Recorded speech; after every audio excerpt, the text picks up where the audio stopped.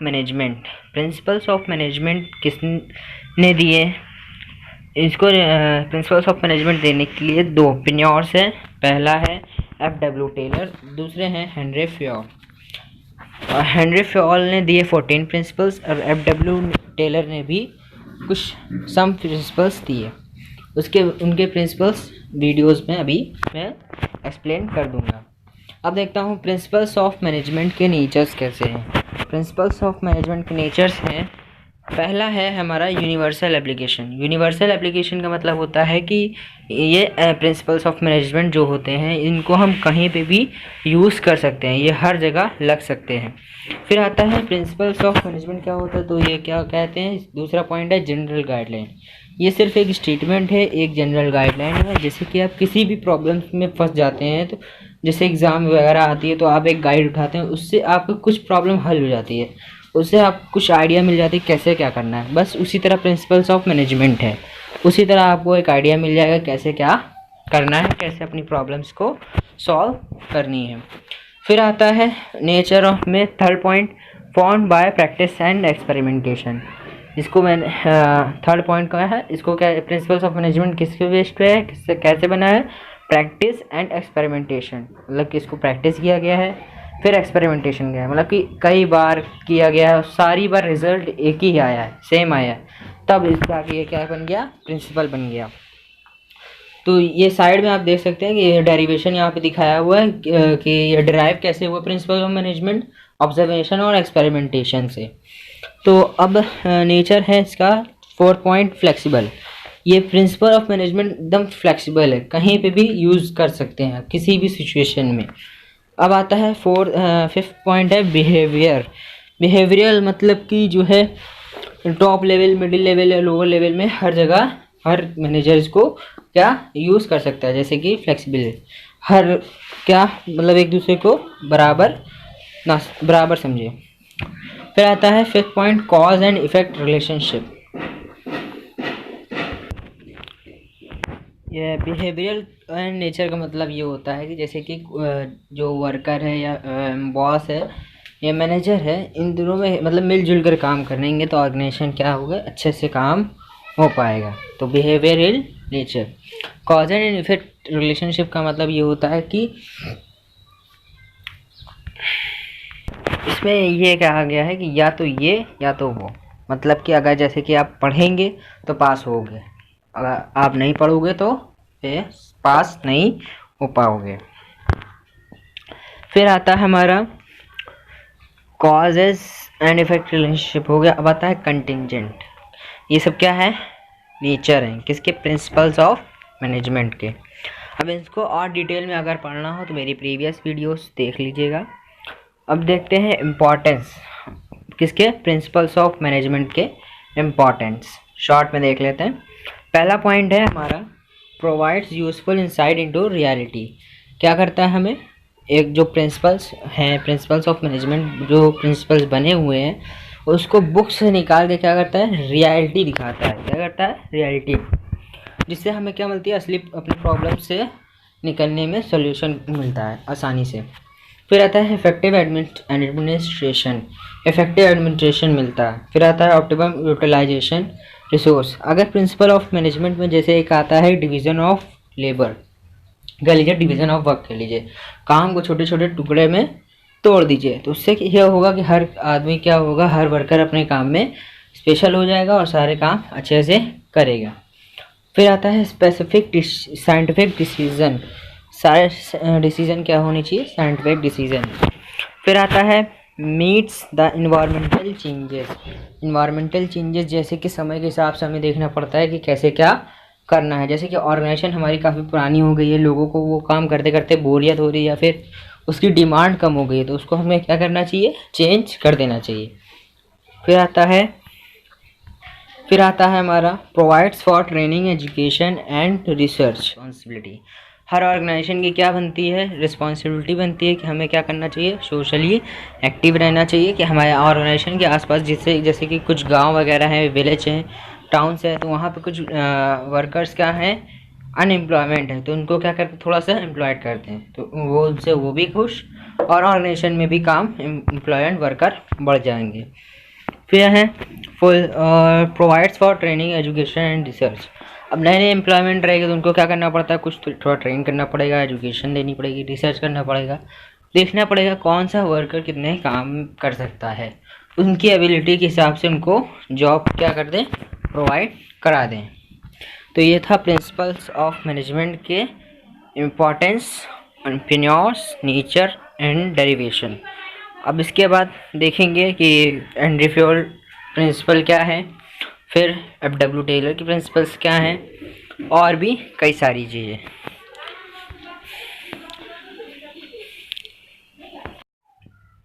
हाँ, तो मैं कह रहा था कि अब हम पढ़ेंगे हेनरी फ्योल के 14 प्रिंसिपल्स और एफ.डब्ल्यू. टेलर के प्रिंसिपल्स एंड टेक्निक्स।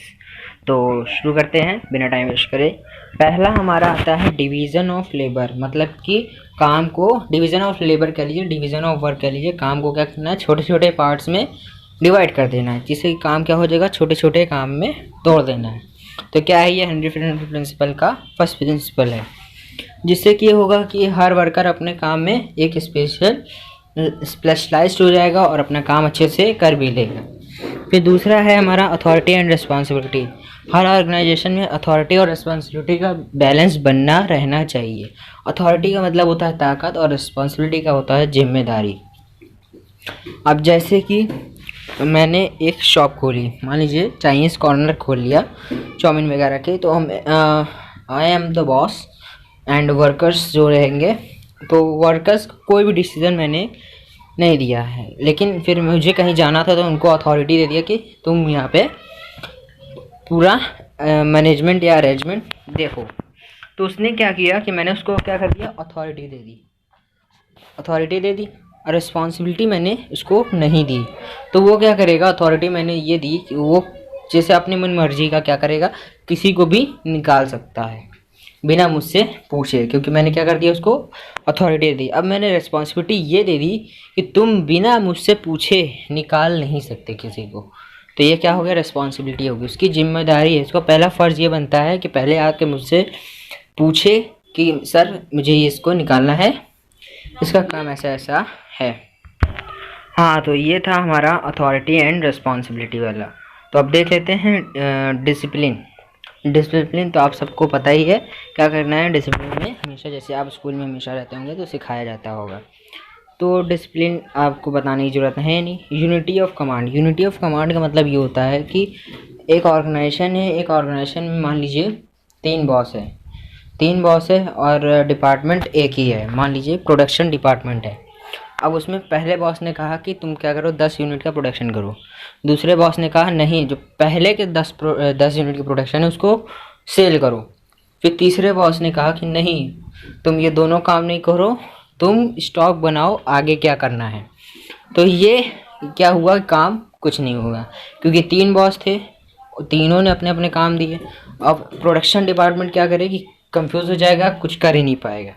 तो इसमें और हर एक ऑर्गेनाइजेशन में एक बॉस होना चाहिए, एक कमांड होना चाहिए, कमांड देने वाला एक होना चाहिए, तभी ऑर्गेनाइजेशन अच्छे से चलेगी।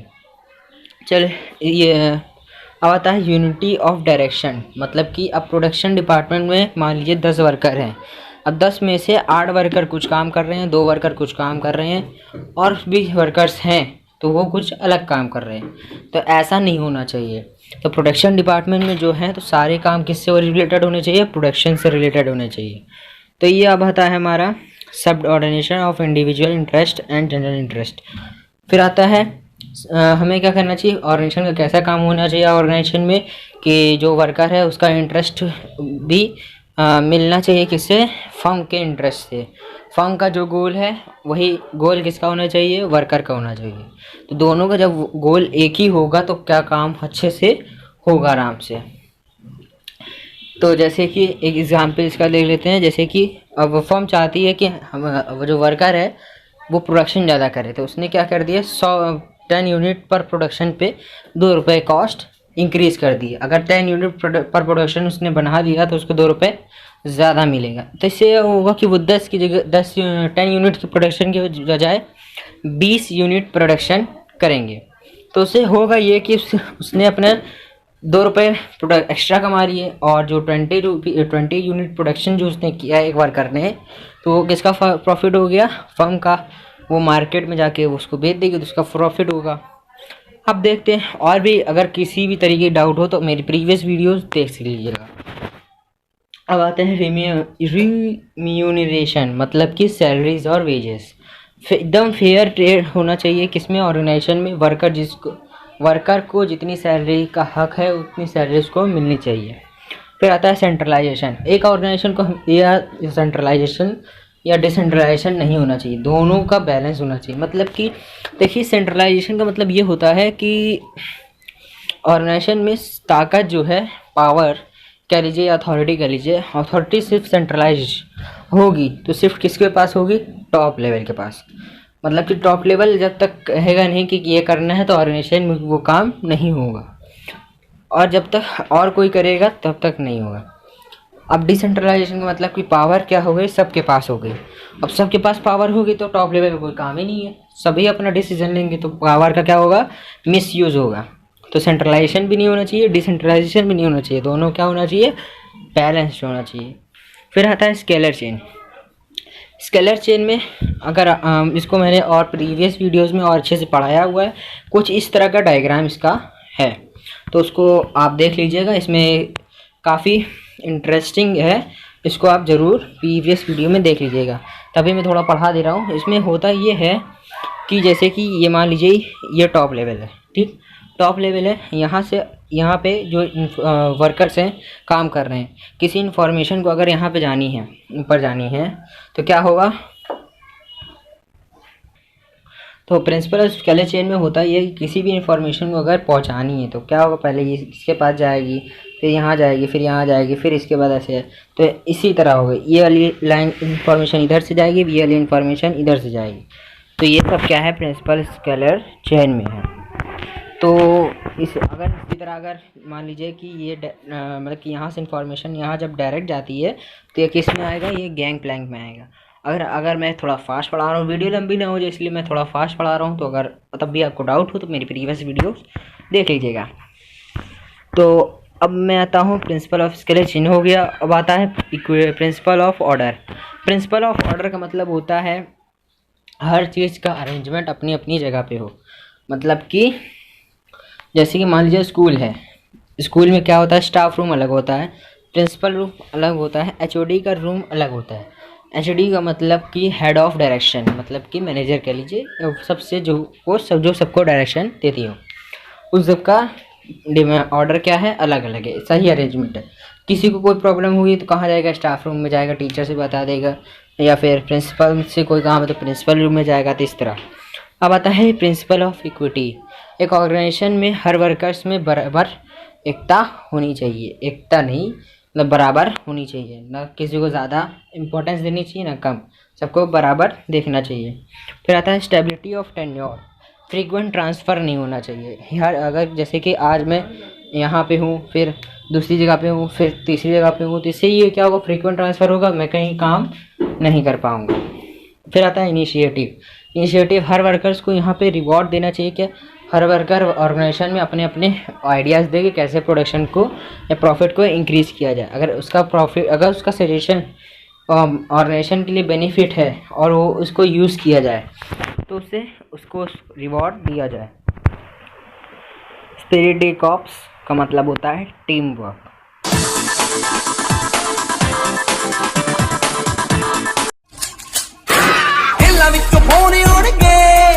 ना परखी ना पहुंच जट दी